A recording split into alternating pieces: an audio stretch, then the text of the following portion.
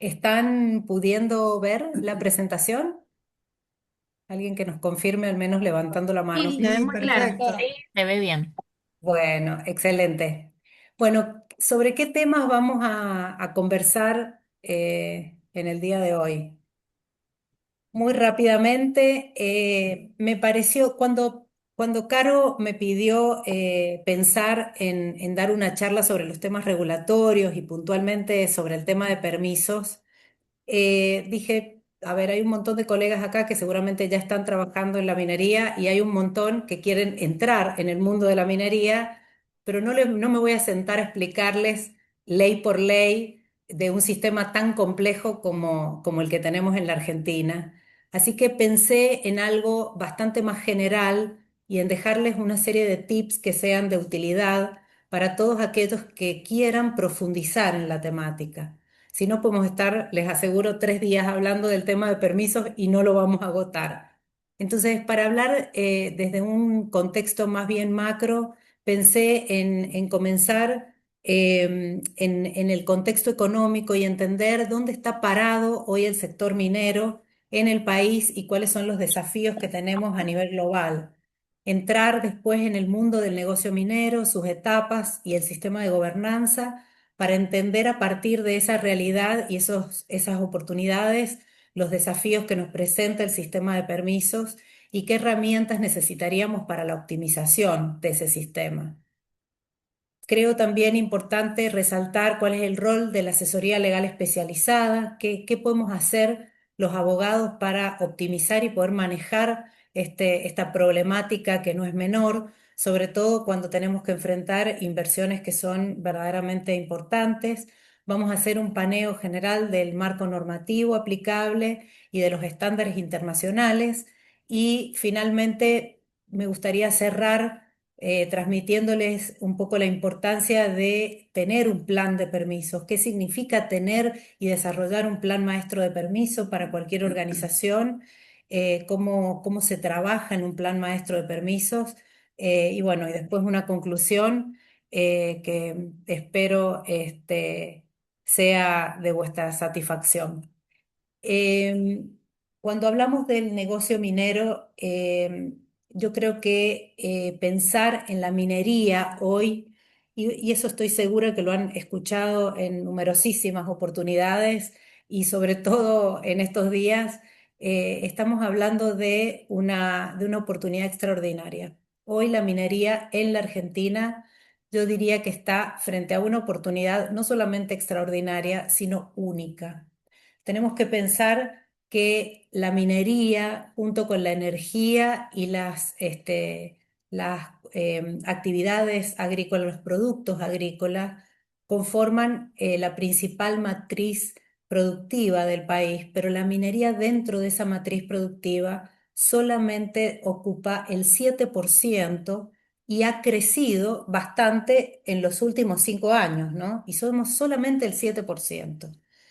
Nosotros, si nos comparamos con otros países, como es Chile o Perú, claramente tienen una diferencia sustancial en cuanto a estos números. Y me parece que poder tener una mayor participación en la matriz productiva del país y poder desarrollar la minería con mayor intensidad, como el mundo está necesitando, no significa tener que pensar en marcos regulatorios superadores.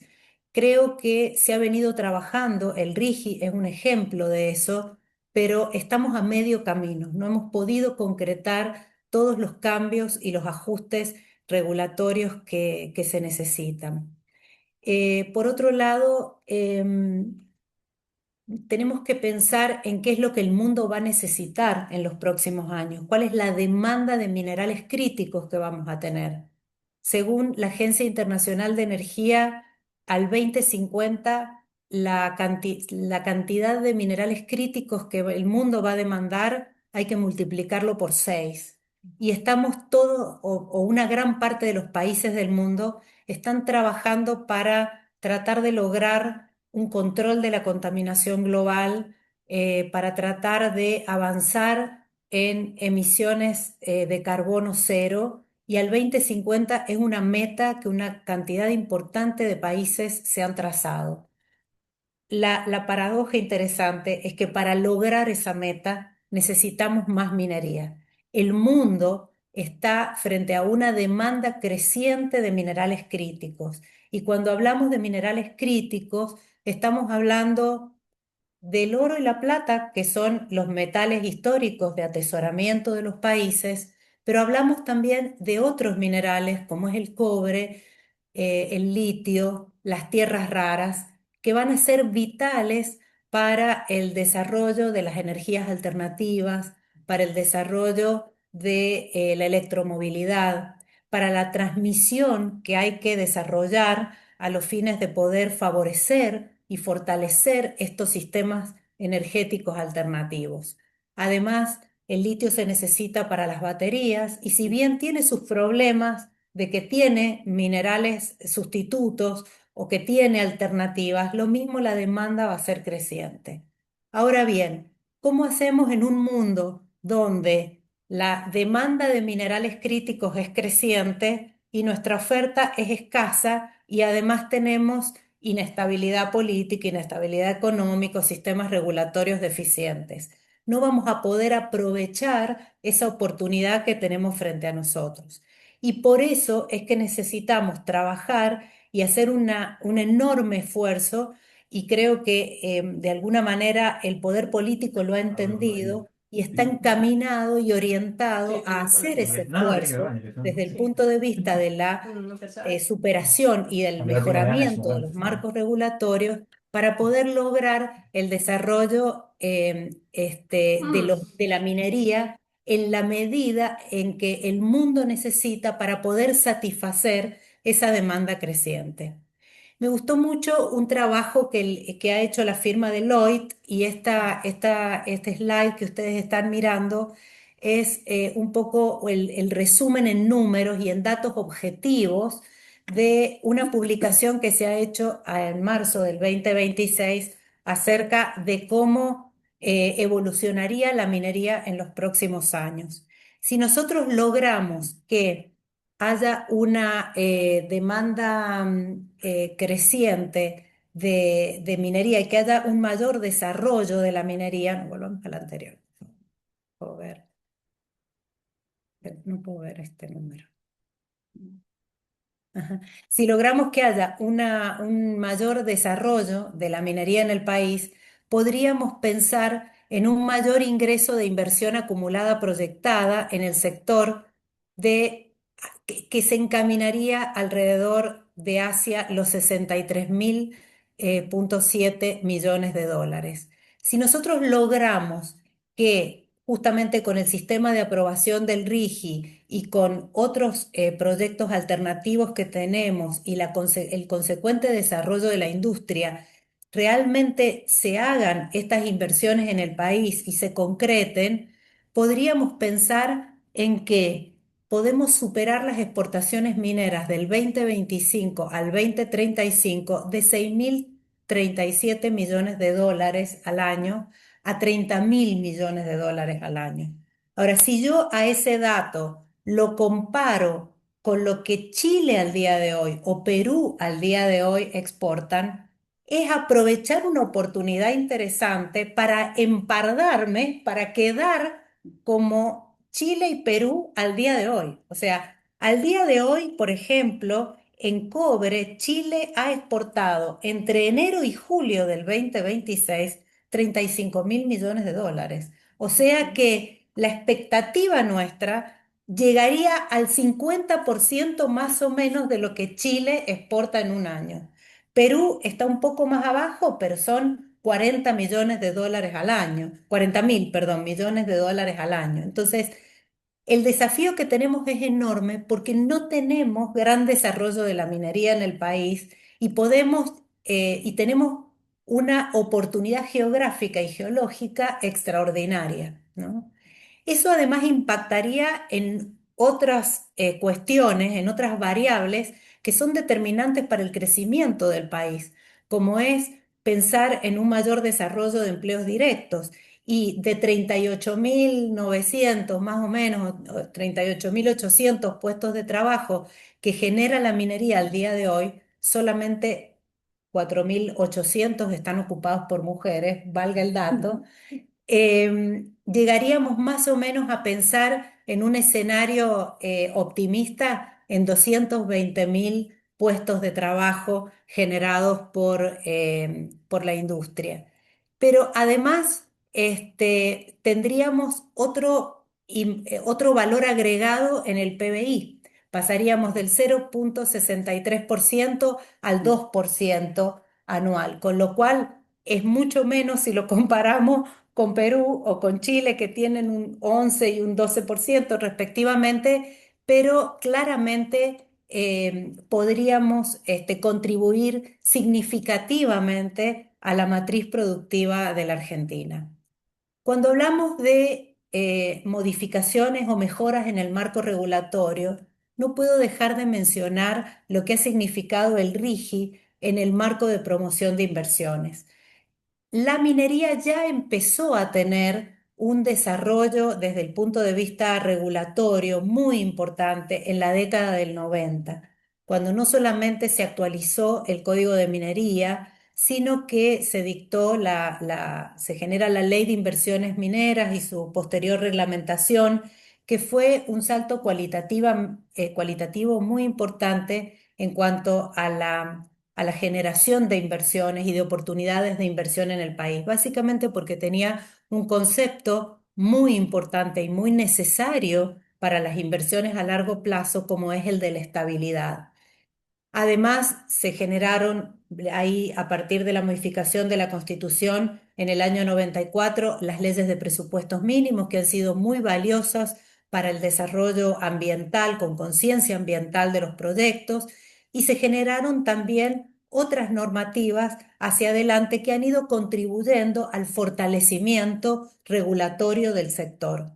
Pero destaco particularmente dentro de lo que ha ocurrido en este último tiempo al RIGI, porque el RIGI ha venido a confirmar lo que ya proporcionaba la Ley de Inversiones Mineras y lo ha mejorado, lo ha optimizado.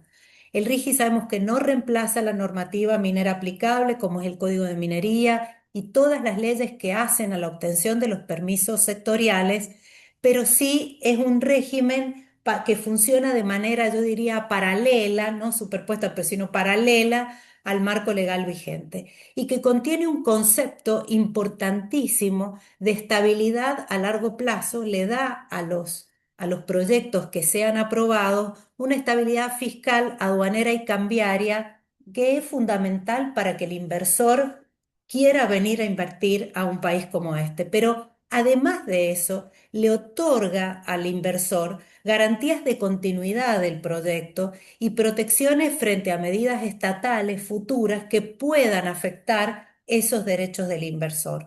Por otro lado, genera otros beneficios, como son, los digo muy rápidamente, o sea, esto da para otra charla en otro momento, que es el 25% de la alícuota reducida del impuesto a las ganancias, una amortización acelerada de las inversiones, genera un beneficio cambiario porque hay libre disponibilidad de divisas provenientes de las exportaciones, genera a partir de la adhesión o de obtención del beneficio, que no es un proceso sencillo, por supuesto, la exención de los derechos de exportación, y, yendo a lo que es la cantidad de proyectos que hoy se han presentado desde la minería, podemos decir que hay 21 proyectos. Estos datos son dinámicos, quiero aclararlo, en el sentido de que hay distintos proyectos que están en evaluación y que están presentándose de manera continua, y el régimen continúa durante un año más porque ha sido extendido durante un año más. Por lo tanto, estimamos que este número va a crecer.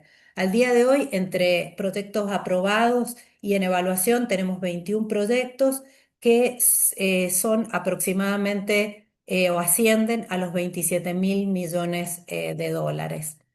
Siguiendo con el concepto del RIGI, como para que tengan una idea general, estos datos han sido tomados de una información del 14 de agosto del 2006.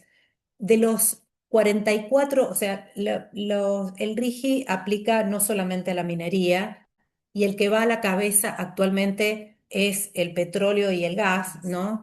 Y lo sigue muy de cerca la minería, y hay después otros proyectos más alternativos, energéticos, que también se han presentado. De 44 proyectos presentados en el RIGI por los diversos sectores, hay 21 proyectos, perdón, hay 21 proyectos de minería dentro de los 44, como les dije recién, pero hay 12 proyectos aprobados que son por 21.230 millones de dólares, y hay 7 proyectos que aún están en evaluación.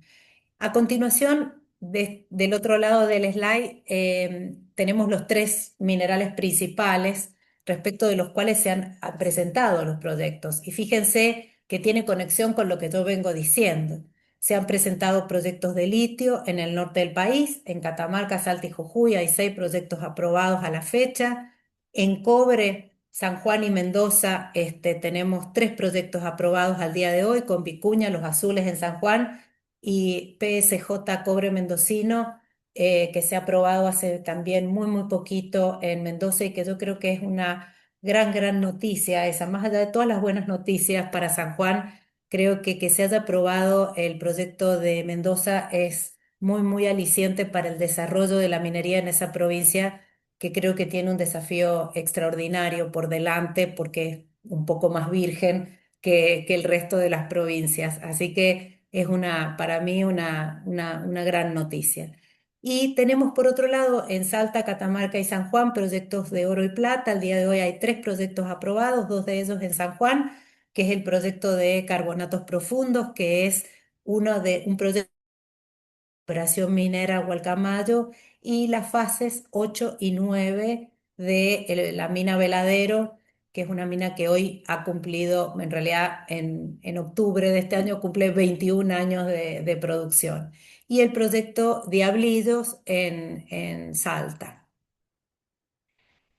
Muy rápidamente, en esta proyección vemos que el litio, el cobre y el oro son los 3 grandes protagonistas, y por lo tanto nuestra provincia de San Juan, y yo creo que muy, muy de cerca con Mendoza, tenemos una gran expectativa y reitero, una gran oportunidad con los proyectos de cobre y de oro. Si nosotros pensamos en esa proyección, si nos vamos al norte con el litio, y pensamos, este slide muestra cómo se espera que crezcan las exportaciones al 2030 y al 2035. Si seguimos como estamos, aún con los problemas que tenemos de permisos y algunas otras situaciones de complejidad que tenemos, y en un mineral como es el litio, que tiene sus sustitutos, como yo les decía antes, como otros minerales de reemplazo, podemos ubicarnos en el tercer productor mundial hacia el 2030, y pasar a producir hacia el 2035 unos 7.000 millones de dólares. En el cobre hoy nosotros no estamos exportando, tenemos una exportación muy marginal del 0,1%, nada, en un pequeño proyecto que está en Jujuy. Entonces, la oportunidad de crecimiento hacia el 2035, si se ponen en operación y en marcha proyectos como perdón, como Azules y como Vicuña, es enorme, va a ser aproximadamente 14 veces, ¿no? Y en el caso del oro, la situación es distinta. Hoy, de ese 7% de exportaciones minerales que tenemos, un 68% está ocupado por el oro, con Veladero a la cabeza.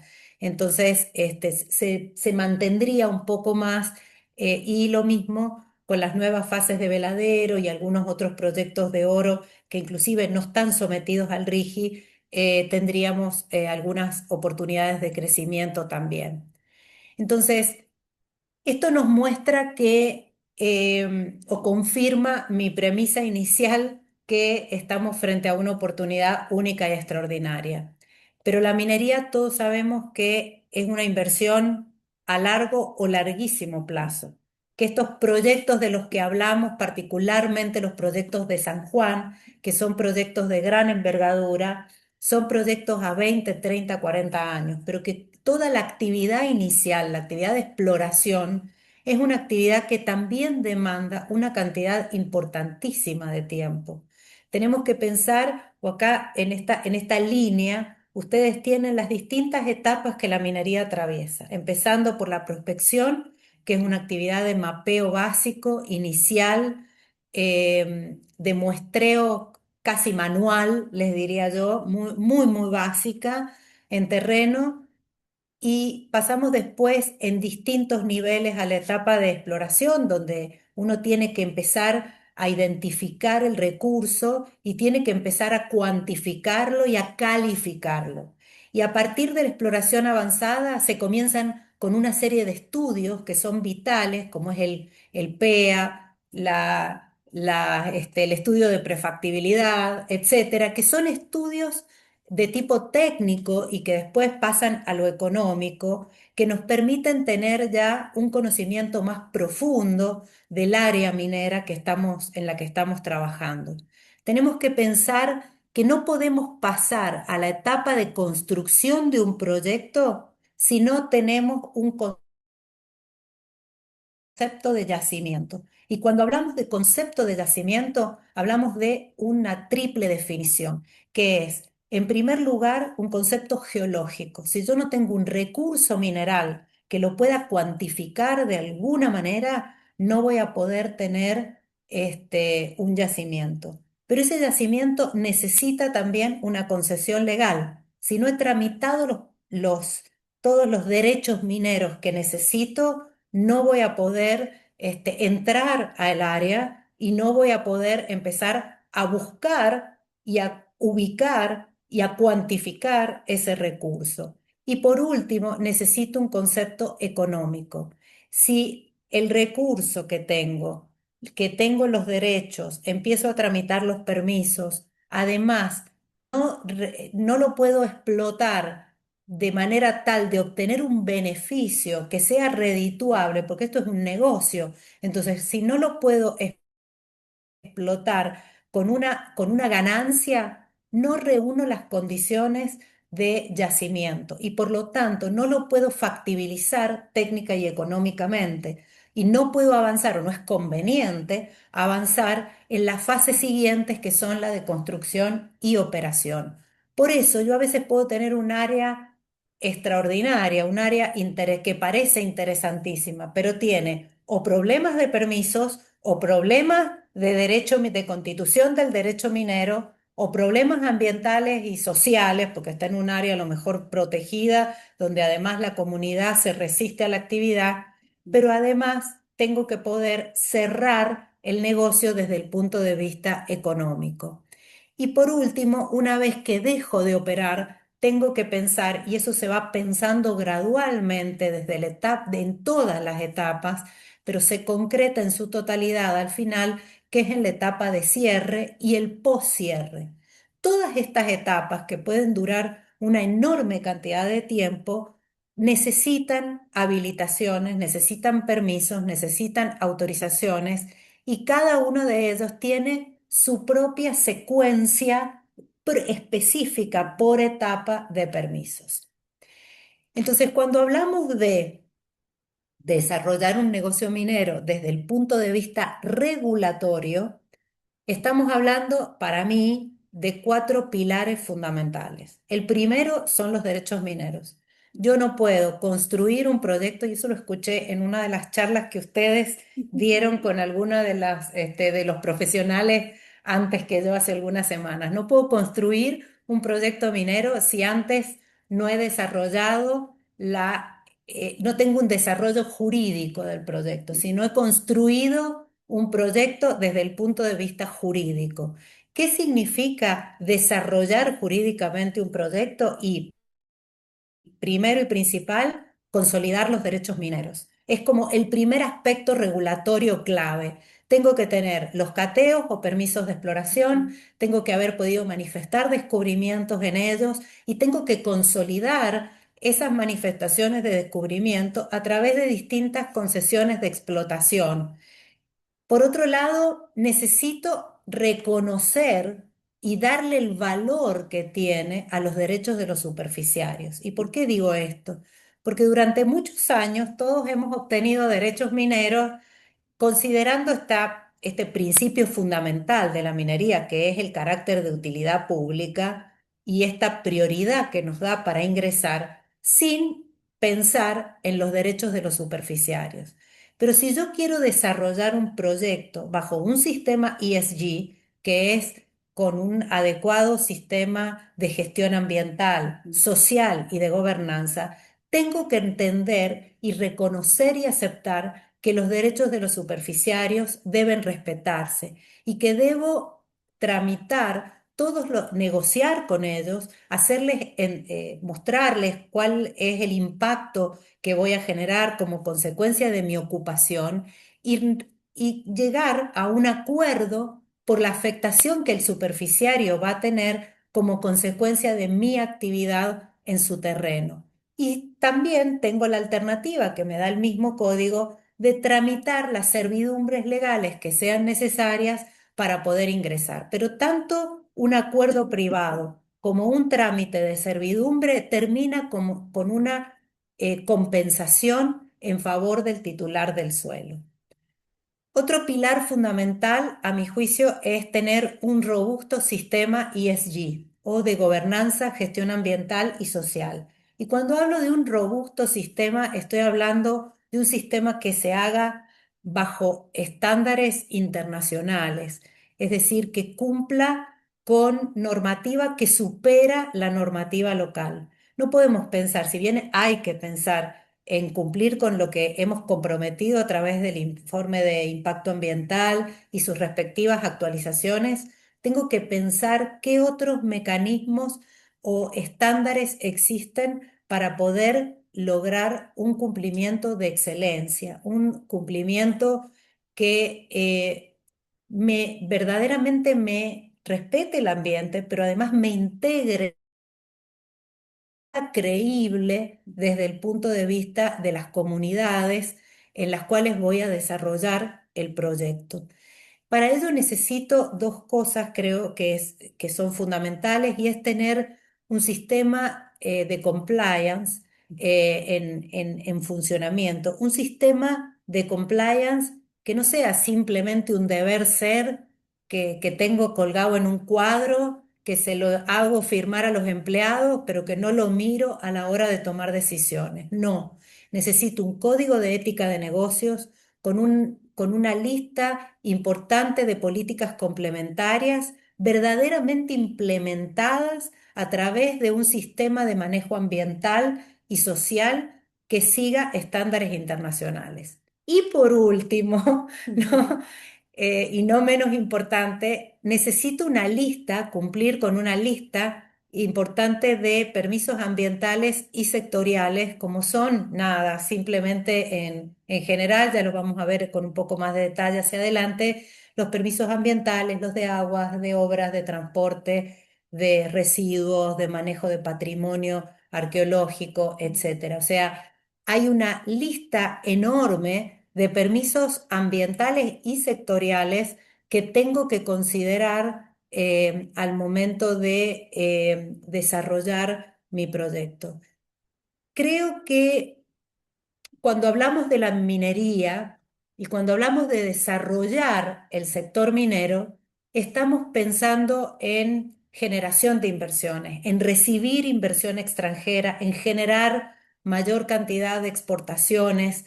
Estamos hablando de desarrollo de empleo, estamos hablando de desarrollo de proveedores locales, y cuando hablamos de locales no hablamos solamente del proveedor de la comunidad, hay que pensar en desarrollar proveedores de la provincia y del país, porque hay proyectos de una gran envergadura como es Vicuña, que necesita insumos que la Argentina no puede proveer. Entonces necesitamos un desarrollo integral de proveedores. Ahora, todas esas oportunidades se dan en una industria que es extractiva y que tiene procesos industriales de alta complejidad, que se desarrolla generalmente en lugares remotos, o en la meseta patagónica o a altos, o a una gran altura en la cordillera de los Andes, que me genera enormes movimientos de terreno, que requiere una infraestructura sofisticada, minera y no minera, porque genero como una especie de pueblo en lugares remotos y a los empleados o a los contratistas los hago vivir con un sistema de roster que no le puedo dejar de dar la infraestructura mínima para que se sientan como en su casa si van a pasar 20 días en la montaña. Utilizo sustancias peligrosas con un nivel, con el mayor nivel de riesgo, diría yo, como es el cianuro o son otras sustancias, como son otras sustancias necesarias para la generación de explosivos, por ejemplo. Como estoy en lugares remotos, necesito desarrollar una logística muy especial, necesito desarrollar sistemas de comunicaciones especiales y necesito tener una infraestructura que me permita manejar emergencias y contingencias que sean altamente sofisticados y que sean absolutamente eficientes. Porque yo tengo que poder manejar desde un accidente en el medio del open pit hasta un paro cardíaco o un ataque de apendicitis en el medio de una temporada, de un temporal invernal donde no puedo bajar a la persona ni puedo meter un helicóptero. Entonces tengo que tener un hospital con profesionales que estén preparados para atender todo tipo de emergencias y que se haga de una manera armónica y ordenada. Para todo eso necesitamos desarrollar talentos y generar un desarrollo social también que sea comprometido, que sea transparente, que sea empático, que esté basado en la comunicación continua y que además me permita generar las confianzas necesarias, internas y externas, para poder desarrollar un proyecto de el nivel de complejidad que estamos hablando. Para eso las empresas se preparan, sabemos que las empresas tienen una misión, visión y valores, pero básicamente tienen que tomar conciencia de que tienen un mandato con sus accionistas, porque este es un negocio que tiene un desempeño, el valor de la acción y que no lo puedo hacer bajar, que lo tengo que mantener o aumentar. Tengo un compromiso con mis empleados porque quiero ser un empleador de elección, pero además, y acá viene la clave, es para lograr un éxito mutuo, tengo que tener una especial consideración de las comunidades en las cuales me desarrollo. Eso requiere de un plan estratégico de negocios absolutamente detallado, absolutamente claro, que va a ir evolucionando seguramente a medida que evolucionen mis resultados y que evolucionen mis conocimientos técnicos. Lo que no puede faltar, a mi juicio, dentro de los objetivos estratégicos de un plan estratégico de negocios, es el cumplimiento de los estándares regulatorios. Y cumplir con estándares regulatorios tiene que ser considerar también un sistema de permisos, como les decía recién, robusto y dinámico, que piense en alternativas cuando por los distintos vaivenes de la actividad o de la burocracia estatal no puedo lograr los objetivos que me he planteado alcanzar. Ahora, un objetivo estratégico en un plan de negocios orientado al cumplimiento de estándares regulatorios debe partir del desarrollo y el cumplimiento consciente, permanente de un código de conducta, como les decía antes. Y debo pensar y convencerme y concientizarme de que cumplir la ley y cumplir con las obligaciones ambientales y sociales derivadas de la ley son un estándar mínimo indispensable. Mi estándar mínimo es cumplir con la ley, es la base, o sea, es lo que no me podría de ninguna manera faltar. Pero además esos estándares ambientales que yo tengo como compañía, que están incorporados en una política ambiental y social y en un procedimiento seguramente, debe estar en evolución permanente, debe ser siempre actualizado y debo tener un proceso de capacitación a las distintas áreas para que sean conscientes de la necesidad de cumplir con este mínimo estándar o básico estándar del que estamos hablando.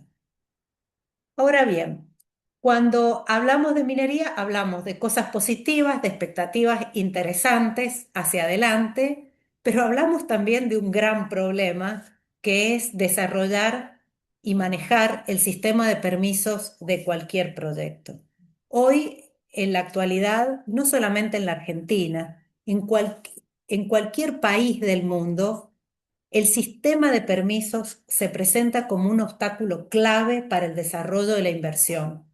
Poder manejar, particularmente en países federales como el nuestro, donde las provincias son las dueñas de los recursos naturales y deciden el manejo de los mismos, y donde tenemos un funcionamiento en distintas fases del gobierno, se hace todavía más complejo. Y este no es un problema solamente de la Argentina. Hoy, hace un par de días atrás, una profesional con la que muchas veces compartimos información, me compartió una nota muy reciente de un análisis que hacía una persona en Estados Unidos, especialista en el tema de permisos, donde planteaba el desafío que tienen hoy algunos estados americanos, donde llevar adelante el sistema de permisos significa demorar un proyecto 2, 3, 4, 15 años. Hablaba a veces de judicialización de los sistemas de permisos que han demorado proyectos 30 años. Entonces, esto no es un problema exclusivo de la Argentina, es un problema global, pero que en la Argentina, con a veces el poco desarrollo que tenemos de la actividad y con la característica cambiante desde el punto de vista político, se nos genera una complejidad adicional. Si nosotros pensamos en un sistema de permisos básico para una etapa de exploración, tenemos que pensar que tenemos que tramitar más de 200 permisos para un único proyecto minero. Usualmente las empresas tienen más de uno, ¿no? Y esos permisos son de distintas entidades estatales que cada una tiene además sus propios criterios, sus propios tiempos. Entonces se hace algo absolutamente complejo. Tenemos, por un lado, una importantísima dispersión normativa, tenemos una falta de coordinación entre los organismos que claramente generan situaciones de incertidumbre y que desalientan la inversión. Además, hay que pensar que a lo largo del tiempo, así como hablábamos al principio de que ha habido una evolución positiva orientada a darle cada vez más estabilidad a la minería y a fomentar el desarrollo de la actividad, también ha habido un endurecimiento de los marcos regulatorios, que no es malo, está basado en la mayor conciencia ambiental y social. Entonces, tenemos, por ejemplo, hoy una enorme cantidad de ley de presupuestos mínimos. Algunas las podemos compartir, otras no, pero existen. Algunas de ellas son operativas, otras no. Entonces empezamos con el dilema de cuántos requisitos más y cuántos permisos más hay que tramitar para poder echar a andar una máquina compleja como la que venimos revisando y de la que venimos hablando. Han cambiado también los distintos procesos administrativos, porque cuando yo, por ejemplo, arranqué con Veladero por los 90, eso indica mi edad, ¿no? No había procesos de participación ciudadana. Los procesos de participación ciudadana se incorporaron empezaron a incorporarse, ¿no? En las regulaciones después del 2000, después de la Ley General del Ambiente, y eso significó un cambio muy grande y actualmente sigue en evolución cómo se debe interpretar este principio de participación ciudadana y cómo se debe implementar en los procesos administrativos de manera eficiente para que esos procesos participativos se cumplan, pero no se conviertan en una traba para poder desarrollar e implementar un proyecto. Muchas veces, no solamente acá, en otros países, Chile es un claro ejemplo de esto, han terminado los procesos de permisos en una judicialización de los procesos. O a veces tenemos, y esto aplica para proyectos de envergadura en San Juan, declaraciones de impacto ambiental con una cantidad tan exorbitante de requerimientos y a veces requerimientos de características casi complejas e imposibles de cumplir que han motivado no la judicialización, pero sí la controversia administrativa de algunos de esos requerimientos que claramente tienen una suerte de exceso en el cumplimiento de algunas obligaciones que le exigen a las empresas.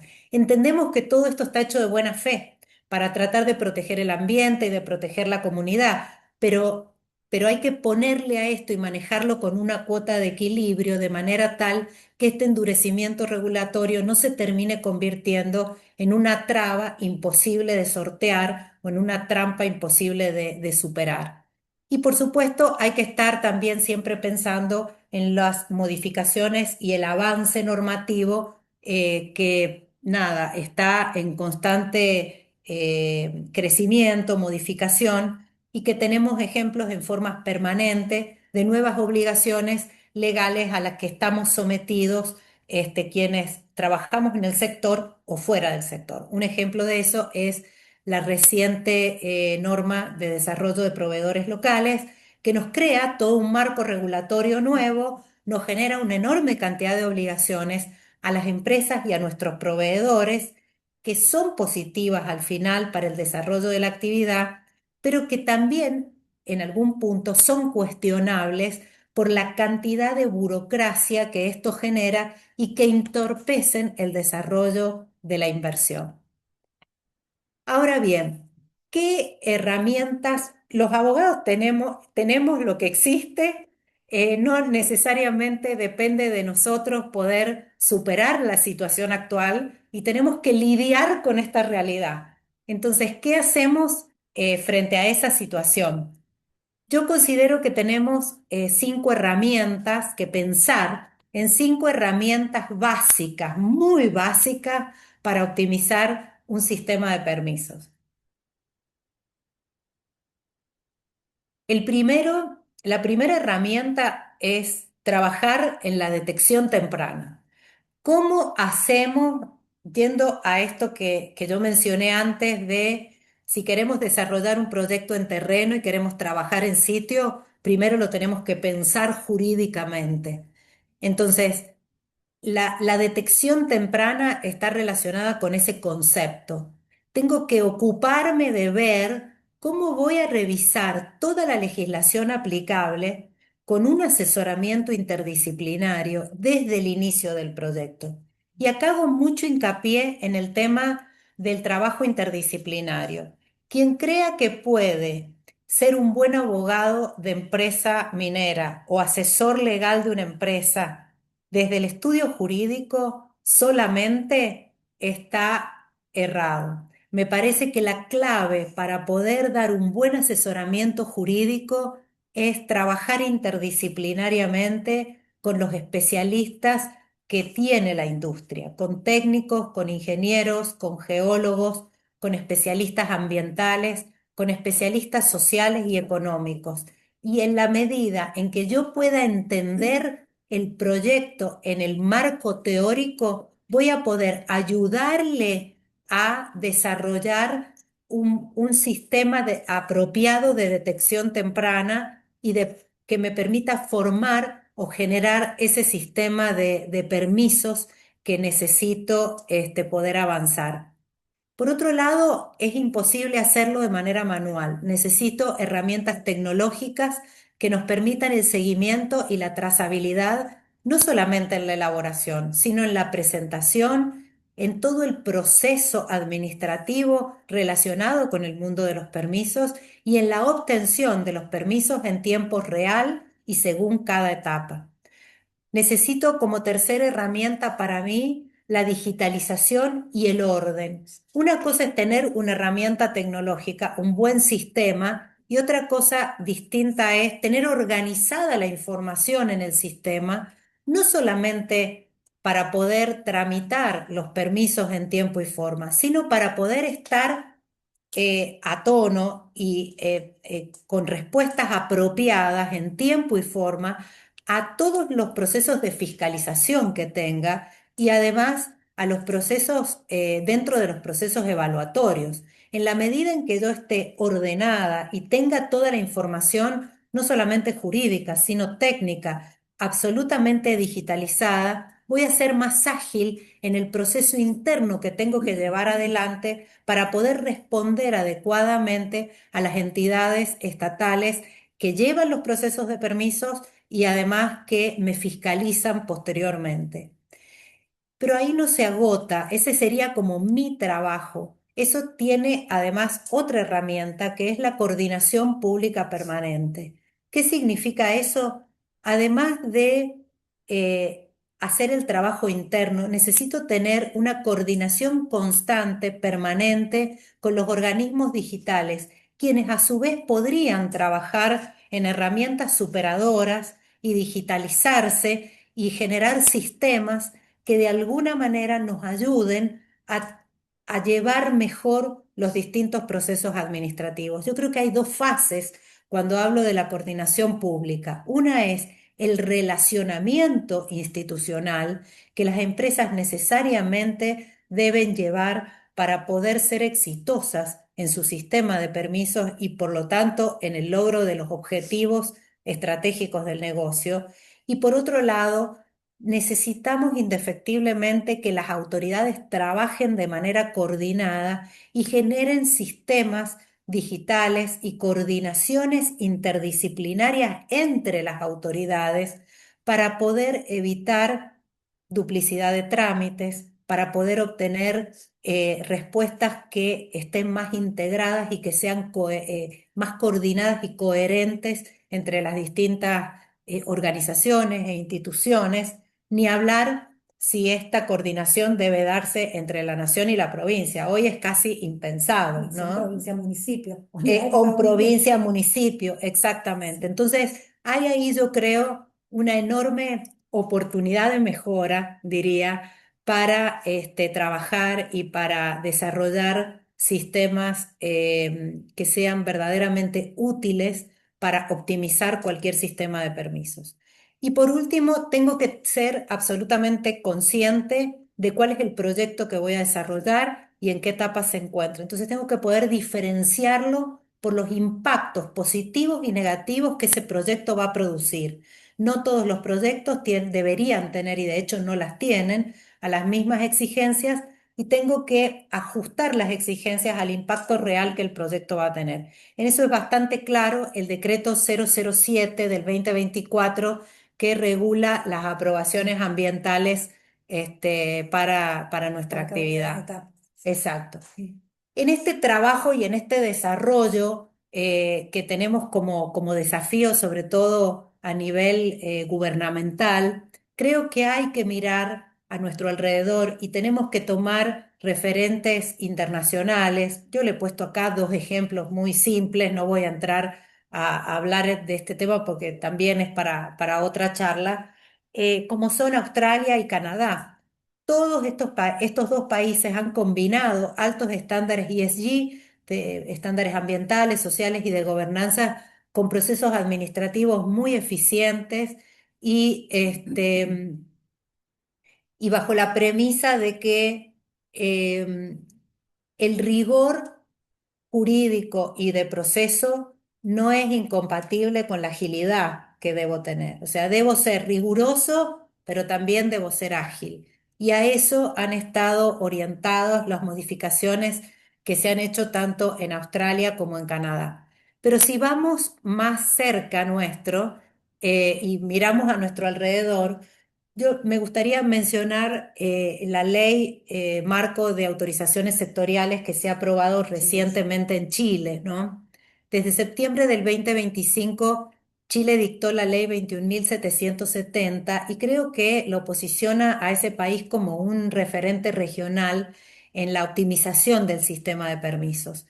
Por supuesto que hay mil críticas, la norma no está totalmente operativa, faltan creo que como veintipico de regulaciones para hacerlas operativas, pero sí se ha trabajado en una herramienta concreta para tratar de generar una reducción real de plazos de entre el 30 y el 70%. Esto aplica a todas las industrias, incluida la minería, y ha generado un sistema, una plataforma digital única que le han llamado Super, creando como reglas mínimas comunes para tramitar alrededor de 380 permisos sectoriales con reducciones de plazo importantes.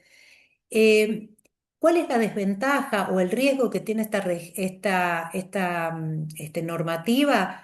Fundamentalmente la desventaja es que, o la crítica que se le ha hecho en Chile, es que no ha incorporado el SEIA, que es el Sistema de Evaluación Ambiental, de Impacto Ambiental, que se aplica para los proyectos mineros más grandes y que es hoy considerado como uno de los principales cuellos de botella para la minería.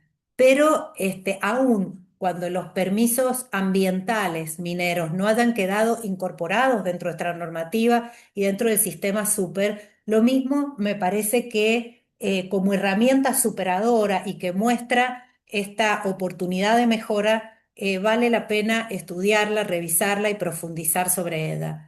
Hay críticas también porque se le da valor positivo al silencio de la autoridad. Eso yo lo he visto, bueno, ahora no sabía, hasta que estudié esta norma, no sabía que se daba a partir de esta normativa en Chile, pero sí lo he aplicado mucho en mi experiencia previa dentro de la empresa Fortescue en proyectos en Ecuador. Los procesos administrativos de permisos en Ecuador muchas veces se consideran aprobados porque el silencio administrativo tiene valor positivo.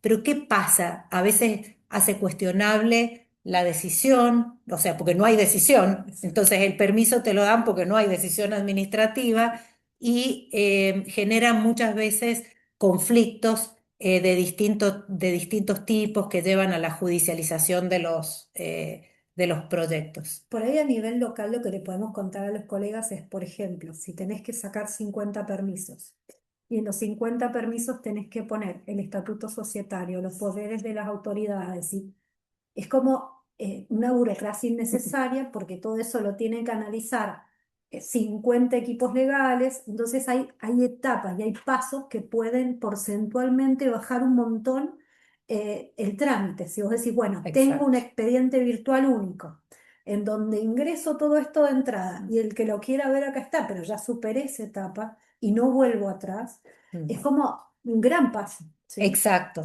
Creo que hoy desaprovechar las herramientas tecnológicas y el desarrollo informático y tecnológico en general que tenemos a disposición es inaceptable, ¿no? Es tremendo porque estamos perdiendo enormes oportunidades de desarrollo como consecuencia de esto, nada más, ¿no? Sí. Que es, digamos, uno de los Uno. tantos problemas que se nos plantean. Y tenemos, a ver, si seguimos comparando. Hoy tenemos otros países, como es el caso de Brasil o el caso de Ecuador, pero fundamentalmente Brasil, donde el 90% de los procesos administrativos, tanto de minería, de constitución de derechos mineros como de permisos, se llevan totalmente digitales y donde se da esto que vos mencionas, que vos tenés como un sistema informático único y una base de datos única donde vos no tienes que estar renovando en forma permanente o presentando en paralelo Lo miles de mismo. trámites con la misma información. Eso hoy es casi una conducta cotidiana, ¿no? Entonces, creo que nosotros en ese sentido, así como estamos lejos en la cantidad de minerales que exportamos en relación a otros países, también estamos lejos en adaptarnos desde el punto de vista de organización tecnológica. Frente a esta situación, ¿cuál es el rol del abogado? ¿Qué hace el abogado que tiene que darle soporte a una empresa minera para desarrollar un proyecto? Y la clave está todo conectado con lo que vengo diciendo, es anticiparse. El sistema de permisos tiene que integrar la estrategia de negocios desde el primer día. Si yo estoy diciendo que mi objetivo estratégico de negocios tiene que ser cumplir con los estándares regulatorios o desarrollar un plan regulatorio, parte de desarrollo de ese plan regulatorio es desarrollar un sistema de permisos fuerte y que sea básicamente sin autoengaños y con plazos realistas. Cuando un ingeniero o cuando un gerente de proyecto me trae el proyecto y me dice, yo quiero hacer un túnel de exploración y empezar en 2 meses y no tiene nada, tengo que ser honesta y decirle que hacer ese plan le va a significar en el mundo de permisos, que la maraña burocrática que tenemos actualmente, por lo menos un año o un año y medio, porque una evaluación ambiental nomás me demora entre 6 y 8 meses y tengo que aplicar la creatividad y generar caminos alternativos que le permitan, pues no le puedo decir, no puedo ser un palo en la rueda, tengo que darle algún Soluciones. tipo de soluciones. Primero bajarlo a tierra y mostrarle los tiempos realistas y después de eso tratar de hacer un ejercicio adicional de buscar caminos alternativos que existen. Y ahí viene lo segundo, que es el relacionamiento temprano. Tengo que vincularme tempranamente y de manera transparente con las comunidades para que entiendan quién soy y qué voy a hacer, y con todas las autoridades para que de alguna manera se sumen en este proceso de crear un proyecto o de generar un proyecto de manera creativa, ¿no? Y por último, sí o sí, especializarme en forma permanente y tener y contar y buscar apoyos o ayudas de quienes se han especializado en las distintas temáticas, ¿no? El asesoramiento legal especializado evita errores, evita rechazos, ayuda a la estructuración de todo el sistema de permisos de manera eficiente y básicamente me fortalece en el enfoque central que tenemos que tener los abogados de cualquier industria, de cualquier empresa, pero fundamentalmente los mineros, que es tenemos que actuar y funcionar de manera preventiva, ¿no? El sistema de permisos no puede ser un freno, sino que tengo que poder tratar de ser claro en el manejo de los procesos y hacerlo manejable. O sea, tenemos que trabajar preventivamente. Nosotros los abogados tenemos que formar parte de la mesa chica de decisión del negocio y acompañar en la estrategia de negocios. Muy rápidamente, pues ya llevamos bastante tiempo y quiero dar algún espacio para las preguntas. El marco normativo yo creo que lo tenemos que mirar en 5 niveles que tenemos que da para profundizar muchísimo más. Como yo les dije antes y me referí antes, el dominio original de los recursos naturales lo tienen las provincias, eso lo dice la Constitución Nacional en el artículo 124 y lo refuerza la Constitución Provincial.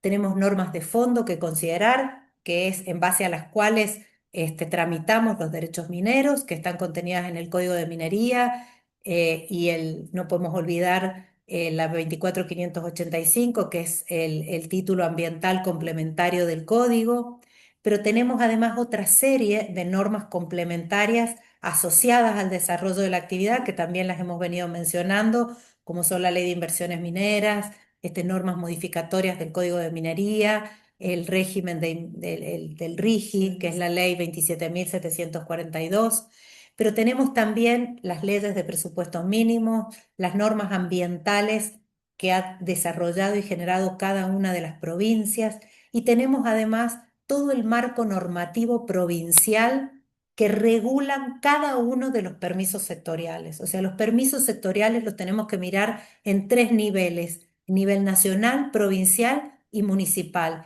Y cada tipo de permiso tiene toda una regulación legal propia. Pero además podemos hablar o pensar en normativa internacional incorporada a la actividad en general, incorporada como ley nacional, como son el Convenio 169 de la OIT o como es el Acuerdo de Escazú. No puedo dejar de tener en cuenta lo que consideran estas normativas internacionales que son obligatorias en nuestro país. Y las normas procesales, ¿no? Porque todos los permisos tramitan bajo una norma procesal administrativa, ya sea provincial, nacional, específica, administrativa general o aplicable a la minería. Y en adición a eso, cuando yo les hablaba recién de que cuando pensamos en un sistema ESG y un sistema de gobernanza robusto, tenemos que pensar como en el mínimo legal, en el mínimo estándar, perdón, el mínimo indispensable, el cumplir con la ley, y que tenemos que pensar más allá y que tenemos que cumplir ciertos estándares internacionales aplicables a la minería.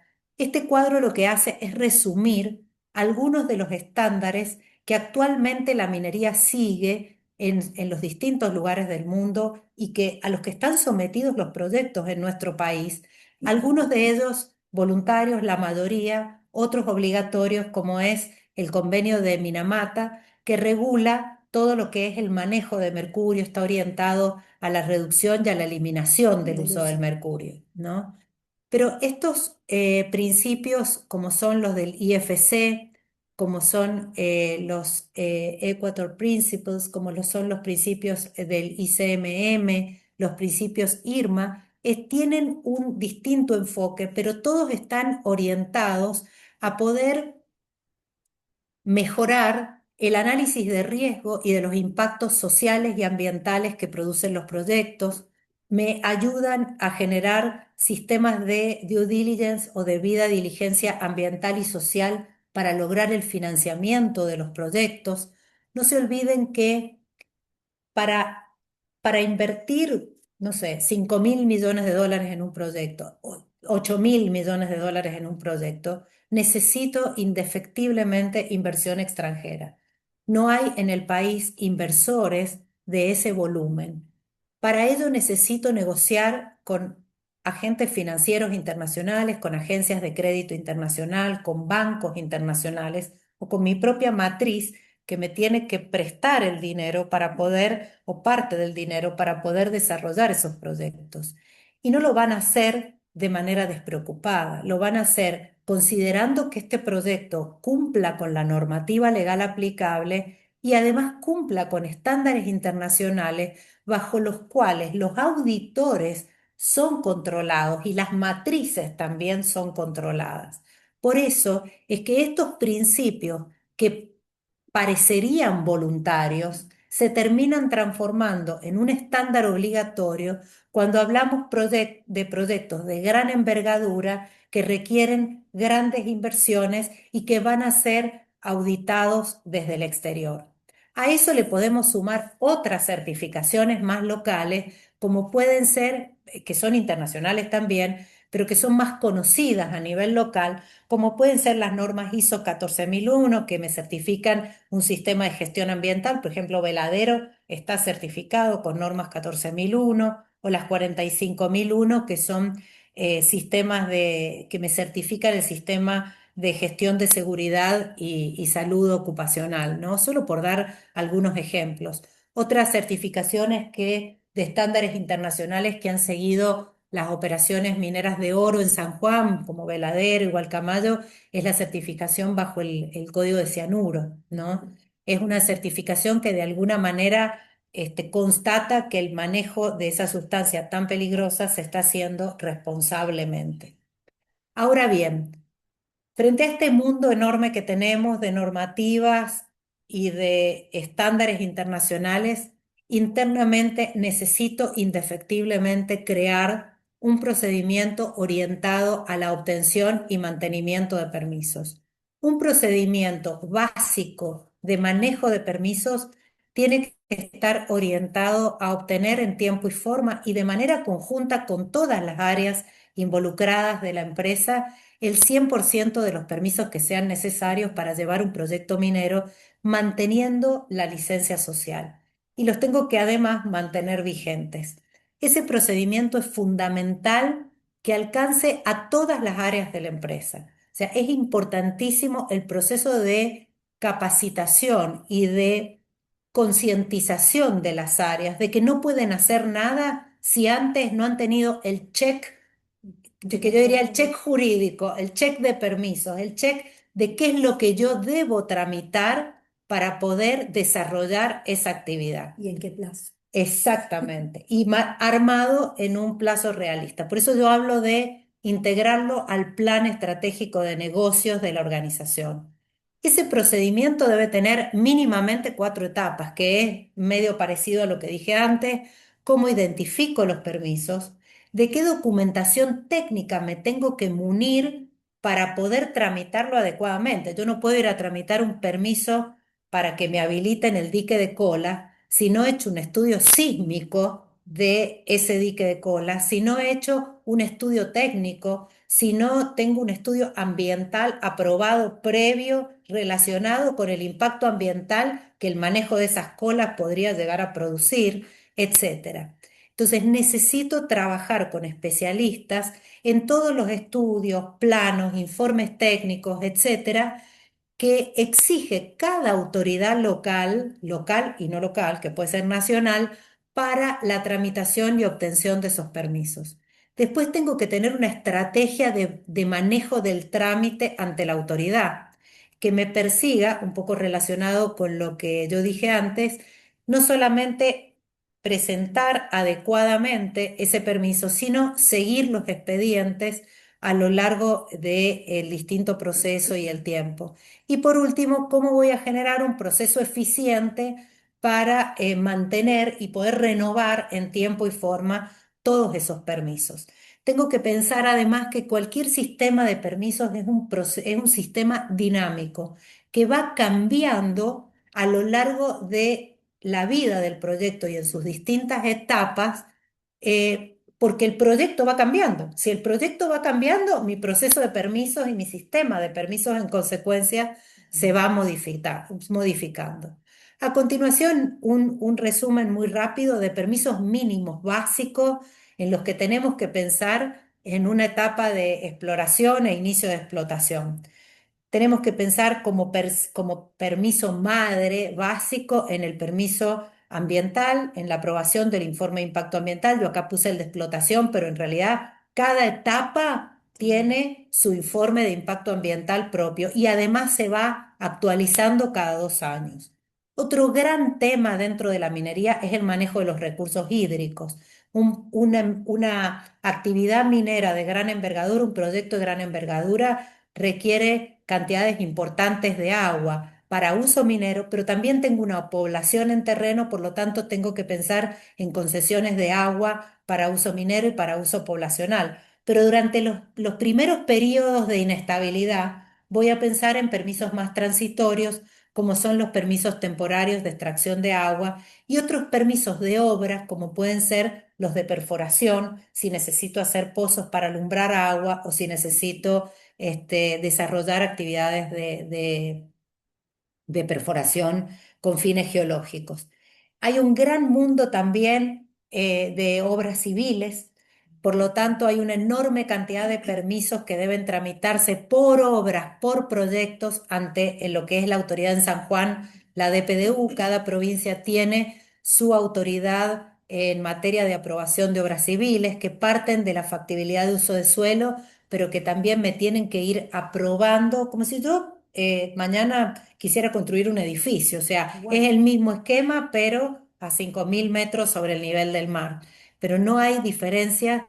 Y en provincias como San Juan, que tienen además el problema sísmico, es fundamental que todos los proyectos tengan un análisis sísmico particular, ¿no?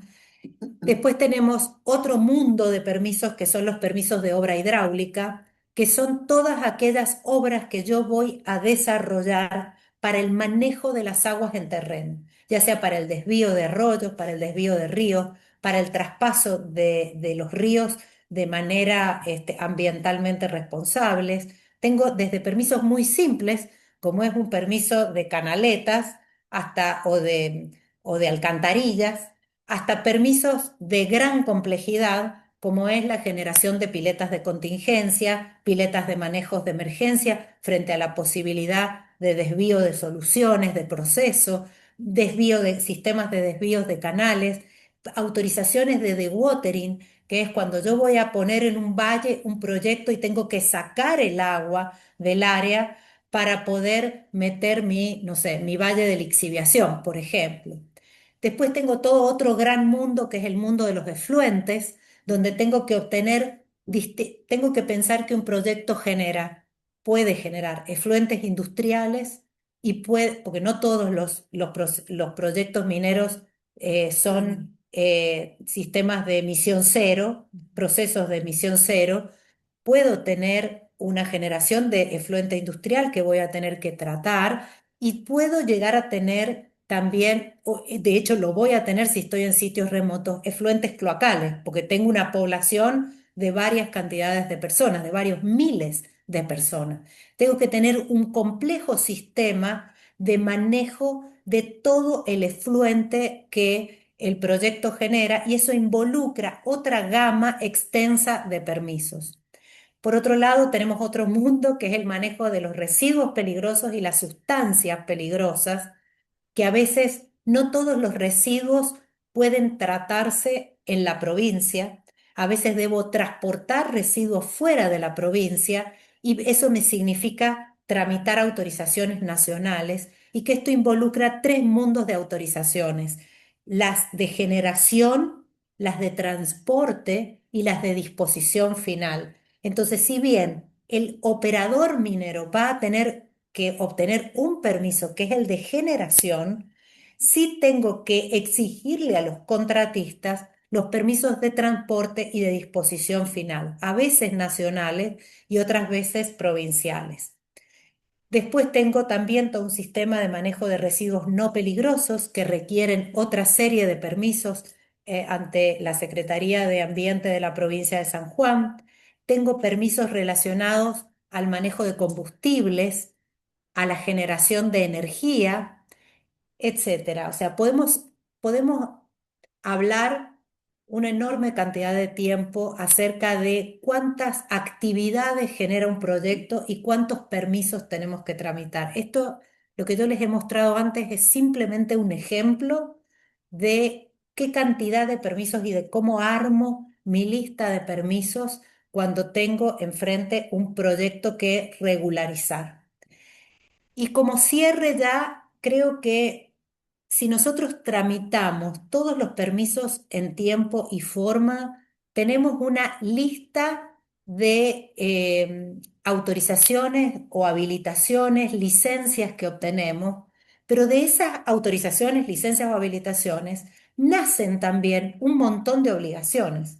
Un ejemplo de esto es la lista de requerimientos derivados de una declaración de impacto ambiental. A veces voy con un informe de impacto ambiental, me lo aprueban y tengo después 50 o 100 obligaciones más que cumplir a partir de la aprobación.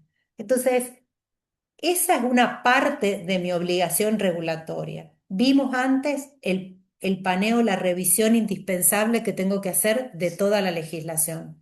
Pero tengo además documentos regulatorios que componen los permisos, como son el propio informe de impacto ambiental, que no nos olvidemos que es una declaración jurada que yo asumo frente al gobierno y a la comunidad y tengo que cumplir con todos esos compromisos. Y si no los voy a cumplir, los tengo que modificar o tengo que explicar por qué no lo puedo cumplir. Y lo mismo pasa con los planes de cierre, con los planes de manejo de sustancias peligrosas, como pueden ser el mercurio o el cianuro, los procedimientos técnicos propios de las instalaciones.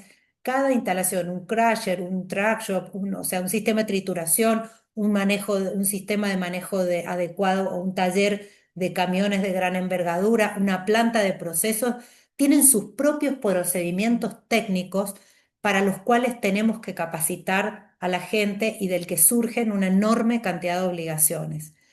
Tenemos, por otro lado, acuerdos que se van haciendo con la comunidad que me generan obligaciones también y otros compromisos internos o estándares como los que vimos antes.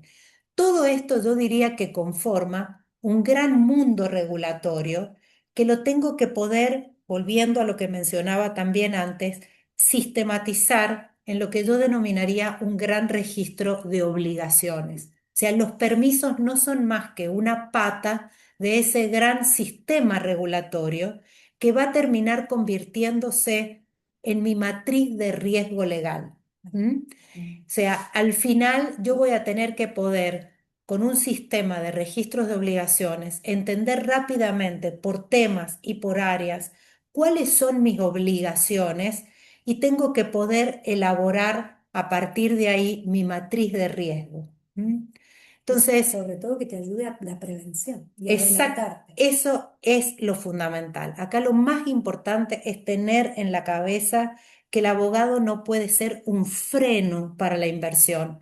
El abogado tiene que ser un colaborador esencial en la implementación de la inversión y en la implementación en la generación e implementación del negocio. Para cerrar, y acá mi conclusión, creo que así como la Argentina tiene, y así arranqué, una oportunidad única y extraordinaria, San Juan tiene una enorme oportunidad de liderar este proceso de cambio de la minería y de transformación de la minería en un sector relevante para la matriz productiva del país.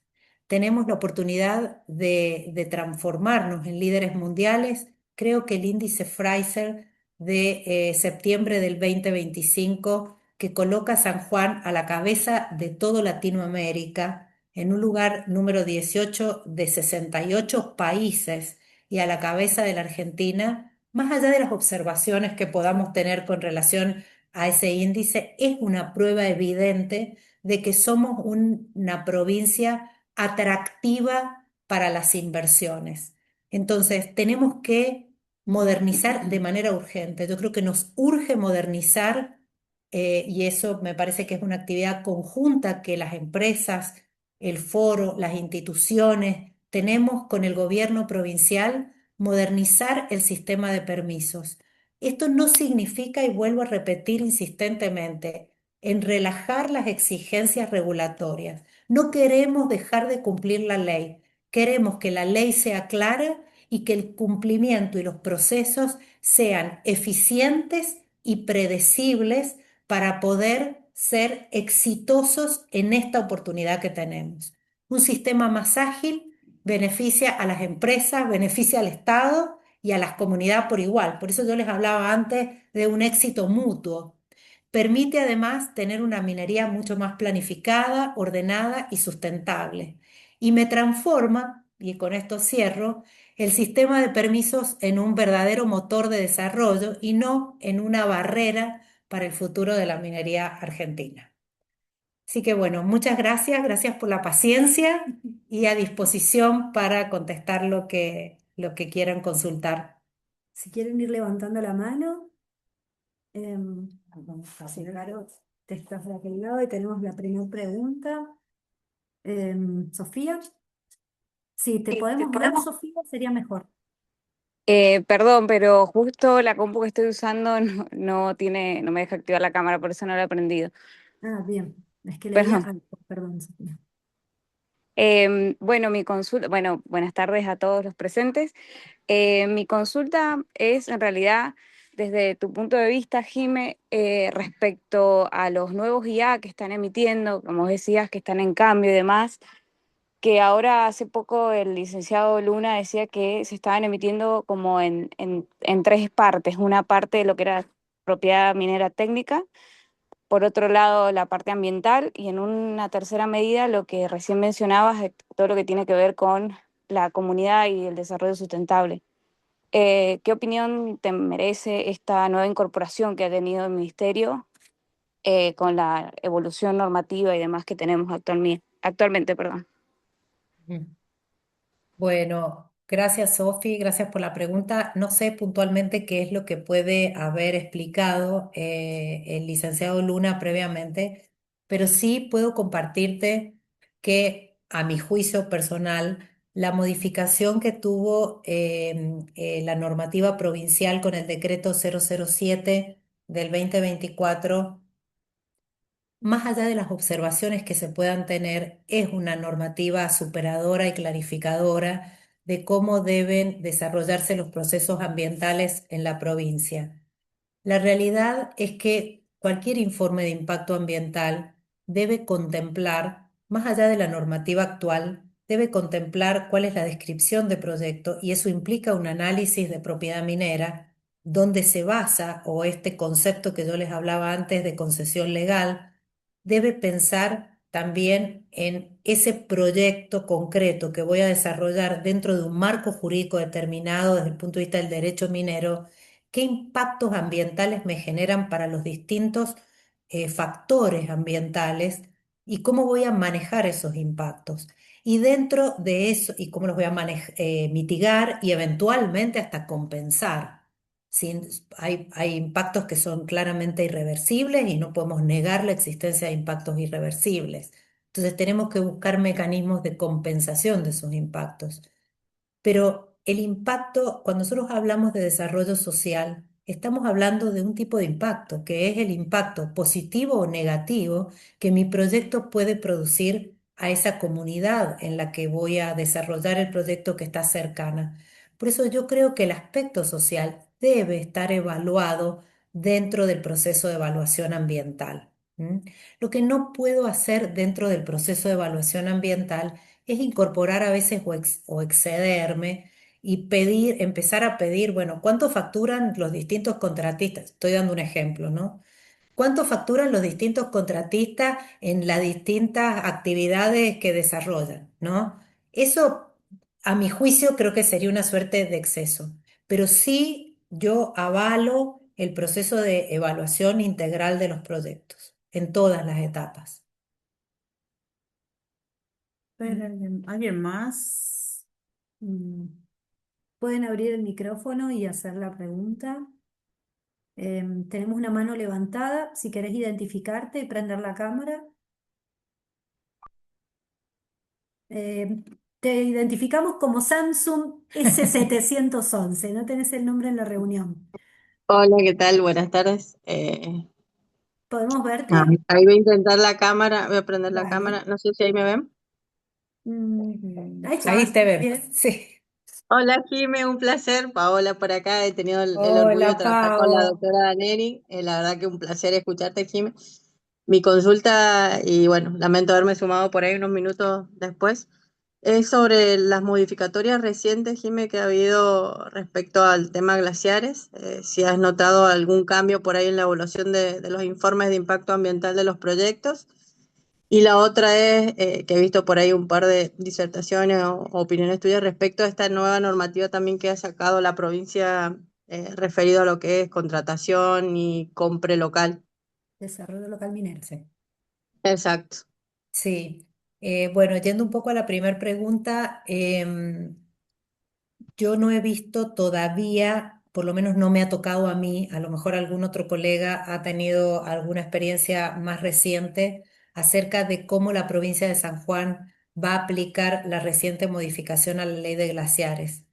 Independientemente de que yo no haya tenido hoy un caso concreto, creo que es una modificación absolutamente positiva. Yo estoy de acuerdo con esa modificación. Creo que no resuelve totalmente los desafíos que presenta la Ley de Presupuestos Mínimos de Glaciares, pero sí es un avance importante con relación a cómo se van a considerar las geoformas ubicadas en el ambiente periglacial cuando no tengan una relevancia hídrica estratégica y que no sean críticos para el desarrollo, para las cuencas hídricas de la zona. O sea, yo creo que lo que hace, para decirlo de manera resumida, creo que da una vía de escape.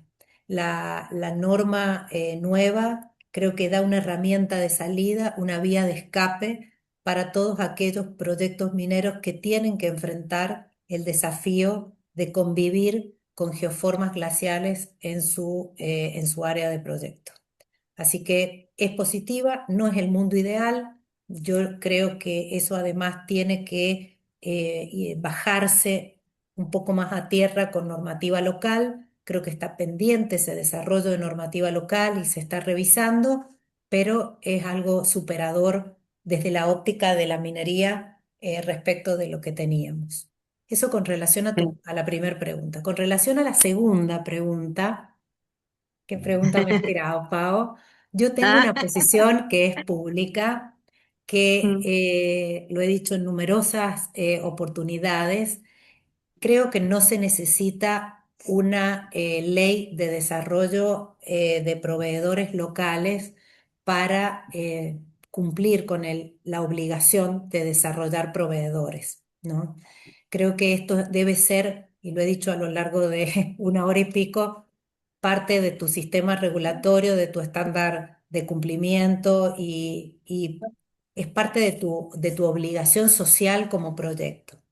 Me parece que las normativas de desarrollo local generan a veces una suerte de eh, creación de límites para poder interactuar entre las provincias y desarrollar cosas de manera, actividades de manera conjunta entre las provincias, es de alguna manera cuestionable desde el punto de vista constitucional, ¿no? mm, sí, Sí, quiero también aclarar que reconozco que el gobierno provincial de San Juan ha trabajado muchísimo, ha interactuado enormemente con las diversas instituciones y con las diversas cámaras para poder crear un instrumento que sea aceptable desde el punto de vista constitucional, desde el punto de vista de la normativa del RIGI, que hoy tiene exigencias sí, especiales, y desde el punto de vista del desarrollo local, porque uno puede estar aconsejando o pensando en una posición parada como asesora de una empresa minera, pero la realidad es que el industrial, la pyme, el comerciante vive otra realidad y de alguna mm, manera considera que estas son herramientas de protección y que son formas de obligar en concreto a las empresas a crear mayor capacitación, a generar mayor capacitación y a crear mayores oportunidades de desarrollo local. Entonces, creo que el gobierno provincial con esta ley ha tratado de generar un balance entre estos distintos intereses y yo creo que lo ha hecho bastante bien, más allá de mi posición personal, porque la ley en la provincia de San Juan, la ley nueva, no exige llegar al porcentaje en forma permanente. Te exige mm, presentar un programa de desarrollo de empleo y de desarrollo de proveedores locales que vaya estableciendo objetivos específicos por etapa del proyecto y a lo que en algún momento de la vida de tu proyecto llegue a ese máximo del 60% para proveedores locales y el 80% para empleo. Por lo tanto, yo no estoy encorsetado todo el tiempo en la obligación del máximo. Yo voy a construir mi propia obligación como empresa minera y voy a tener que rendir cuentas por esa obligación que yo misma he propuesto. Por eso creo que más allá de las posturas individuales y de la cantidad de horas que hemos discutido este tema, es una herramienta jurídica apropiada la última ley que se ha generado en la provincia. excelente. Gracias, Jimé. De nada. Ana Paulina, Sí, buenas tardes para todos. Yo también he tenido la posibilidad y el grato honor de charlar con con la doctora Daneri. Quería hacerte una pregunta, Jimé.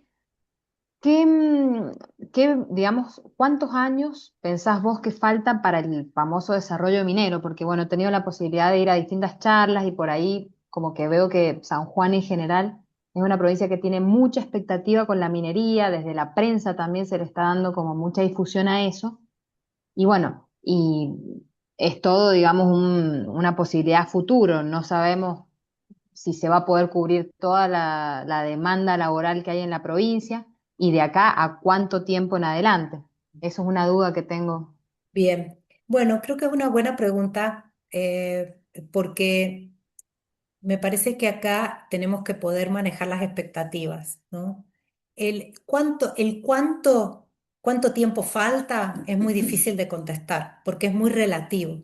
Por eso yo empecé esta charla hablando de datos objetivos que están basados en un modelo, que es un modelo evidente que ha desarrollado la firma Deloitte, pero no deja de ser una opinión de una firma puntual, ¿no? Ahora, creo que el análisis de las distintas variables macroeconómicas, políticas, regulatorias, etcétera, son las que, y la conciencia de la demanda mundial actual, son las que nos llevan a concluir que esto ya está iniciado, está en proceso de crecimiento y podemos llegar a tener resultados concretos que estamos estimando al 2034, 2035.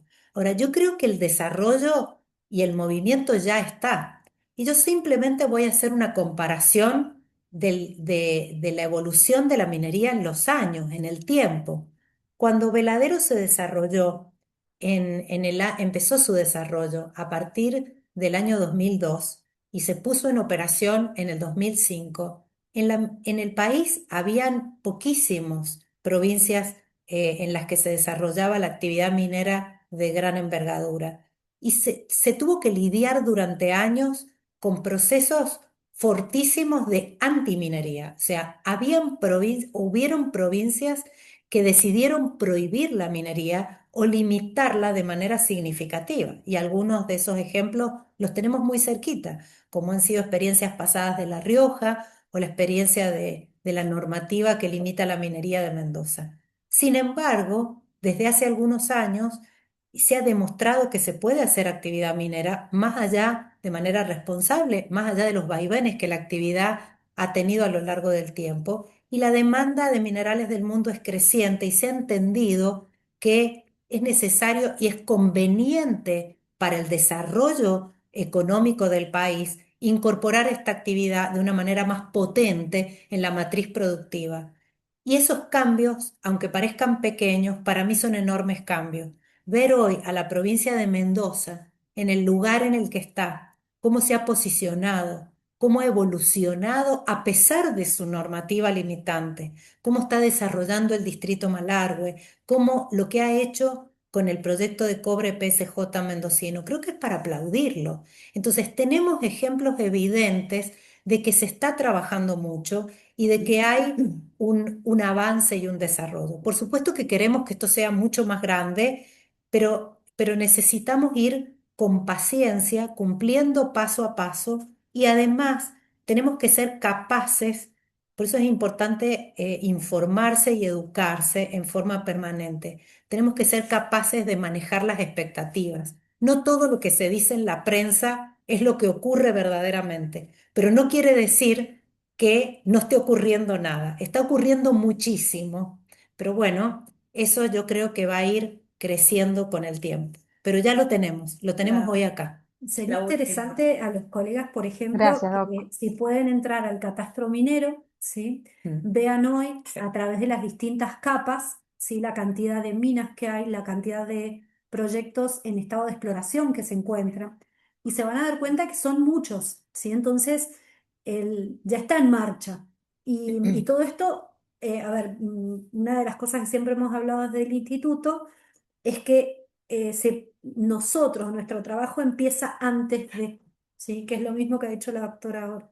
Entonces, la planificación previa antes de entrar al terreno eh, y requiere de mucho trabajo previo. Entonces, cuando ustedes vean el catastro minero, se van a dar cuenta de que mercado laboral hay mucho, hay que empezar a especializarse. Y a lo mejor van a ver que son un montón de permisos, pero a lo mejor empezar a formarse en uno, ¿sí? Que les puede servir, por ejemplo, el que hablábamos de edificación, que tiene que ver con toda la DPU. Le va a servir para lo urbano, pero le va a servir para lo minero. Y van a tener lo de mínimo y van a tener lo de máximo. Entonces, empezar a estudiar y a formarse en cada uno de estos tips, ¿no? Sí, muy bueno lo que apuntas, Andrea, porque yo en esta faceta nueva de mi vida profesional desde hace un año y medio ya, que dejé de trabajar en relación de dependencia en empresa y pasé a trabajar en haciendo consultoría, creo firmemente, y tomo tus palabras, de trabajar y especializarnos en temas específicos, creo en el sistema de alianzas. así como pensamos, ¿cómo van a ser los proveedores para desarrollarse y hacer trabajos de gran envergadura? Bueno, tienen que asociarse y relacionarse con proveedores más grandes de la misma industria o de industrias complementarias. Lo mismo aplica a la actividad jurídica. Ninguno de nosotros quiere y está en condiciones de generar mega estudios jurídicos, mega actividades administrativas, salvo casos muy puntuales que vienen de larga data. Si queremos especializarnos en una actividad, tenemos que trabajar en un buen y en un fuerte sistema de alianzas, trabajar en conjunto con otros colegas que estén en otras provincias, que estén especializados en una temática determinada, y de esa manera podemos ir brindando un asesoramiento de calidad en tiempo y forma y no tratar de convertirnos en un todólogo que Claro. todo parece que lo hace, pero en realidad no hace nada. ¿Mm? Entonces, muy bueno ese punto tuyo. Vamos con la última. La Bueno, última por el chicos, horario. llevamos 2 horas. Sí, Sí, se ha Débora, pasado sí, rápido. sí, Débora, te Perdón, dejamos la Débora. pregunta de cierre. Ah, bien, qué presión. Bueno, al Sí, parecer ¿te no fue podemos ver, casualidad que Débora, que había estamos en levantado la vivo? mano. Sí, perdón, no escuché. Sí, te podemos ver. Ay, justo no tengo cámara en la compu, perdón. Bueno, dale. Bueno, como les decía, justo yo soy de San Rafael, Mendoza. Recién cuando la doctora hacía mención a Mendoza, nosotros cuando vemos a San Juan, cuando vemos a Salta, nosotros siempre los vemos como faro de luz, como provincias que fueron pioneras en la minería, sobre todo teniendo en cuenta en el proceso que se encuentra actualmente Mendoza, con la modificación del Código de Procedimiento Minero, y algo que empezó mucho antes también, no dejar de lado lo que fue por ahí un poco la batalla social que se dio a medida que se fueron haciendo las diferentes modificaciones o que se va avanzando. Mi pregunta particular era con respecto a la ley 7722, que es una ley del 2007, una ley llamada Defensora del Agua, que vino con respecto a todo lo que era estas luchas sociales y demás, que con el tiempo nos dimos cuenta, o por lo menos a mi criterio, que fue una ley que fue trabando todo lo que es el desarrollo minero en Mendoza, y teniendo en cuenta que la doctora, perdón, es especializada en todo lo que tiene que ver con minería, con respecto a San Juan, con la minería metalífera, ¿qué diferencia fundamental encuentra entre el modelo minero de San Juan y el modelo que está intentando construir Mendoza? Y particularmente con respecto a esta ley que, bueno, que ya que prohíbe el cianuro, el mercurio y el ácido sulfúrico, y tiene un procedimiento especial en la declaración de impacto ambiental cuando son metales, sustancias metalíferas, y que necesita aprobación de la legislatura, ratificación legislativa y un proceso que se hace mucho más largo. Si bien, como se habló a lo largo de la charla, los procesos de los permisos y las aprobaciones son largas de por sí en lo administrativo, ni hablar cuando tenemos que ir por ahí una legislatura con todo lo que esto implica. Mm, sí. Bueno, Débora, flor de preguntas para hacer la última, ha sido buenísima. Así que Esto no estaba eh, planeado. cerramos con la bomba. No, bueno, primero, a ver, yo siempre trato de ser constructiva en mis opiniones y no ser crítica. Creo que Mendoza sufrió y esta ley es parte de las consecuencias de esa situación, sufrió el accionar y la operación importante de la antiminería, que creo que debe ser respetada. Son diversas opiniones, todas las opiniones son válidas. Lo que yo de ninguna manera acepto son los fanatismos, ¿no? Eh, entonces, la antiminería en el país produjo descontrolada, ¿no? Produjo estragos y produjo generación de prohibiciones o limitantes al desarrollo de la actividad que se materializan en distintas normas locales. Ahora, sin lugar a dudas, actualmente, Mendoza, con la normativa que tiene, está un paso más atrás de otras provincias como puede ser San Juan o puede ser Salta, porque tiene que convivir y que lidiar con estas normativas que están vigentes y que hasta la fecha no han podido ser modificadas, que en realidad parecen protectoras del ambiente, pero en el fondo no lo son. Son normativas tremendamente limitantes para el desarrollo de la actividad y limitar de una manera excesiva el desarrollo de la actividad termina al final perjudicando el desarrollo social y termina no desarrollando ese lugar o ese área productiva de la provincia.